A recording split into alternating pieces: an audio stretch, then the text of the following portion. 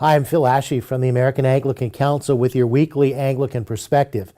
I'd like to start with a question, and that is if you could imagine yourself as a parent, whether you are one or not, and you have children, and imagine if you were handcuffed, so to speak, and the only thing you could ever say to your children was yes and never no.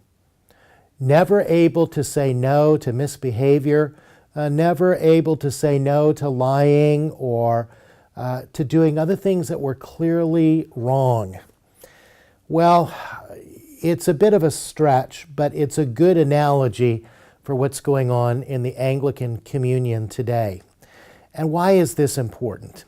Well, the Bible is very clear that we're not to put up with false teaching. We're not to put up with anything that undermines the clarity and the authority of the Bible as the ultimate standard for everything we believe.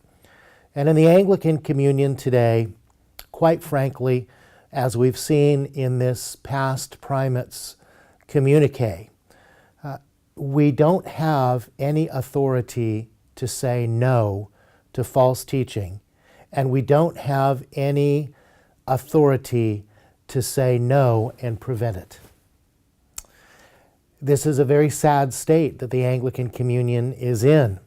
It's like parents not being able to help guide their children in fundamentally good ways, upright and pleasing to the Lord. And as a result, the Anglican communion is captive to false teaching that undermines the very good news of the gospel itself, that Jesus wants to come into our lives and change us from the inside out, rather than a false message that says, come as you are, stay as you are, and it doesn't matter what you believe, just enjoy our liturgy. That's not going to help the world, is it? Well, I wrote a book, and I'm not promoting this book because I'm getting anything out of it or the AAC is getting anything out of it, but it's an answer to that question. How can the Anglican communion develop a way to actually say no to false teaching?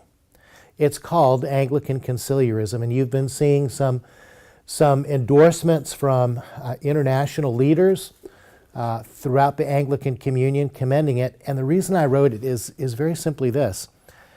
The current structures don't permit even the primates to take the authority they should have as the principal bishops to say, this is what the Bible says, and you can't teach this about same-sex marriage.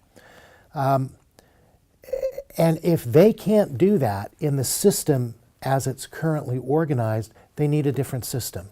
This book is about creating a new system, a new framework for which bishops and clergy and laity together can make decisions that will promote the clarity and authority of the Bible for all of us at every church, at every level of the Anglican communion, and enable us to share the good news of Jesus Christ. That yes, He does forgive sins, but more than that, He changes us from the inside out. So I want to encourage you to read the book.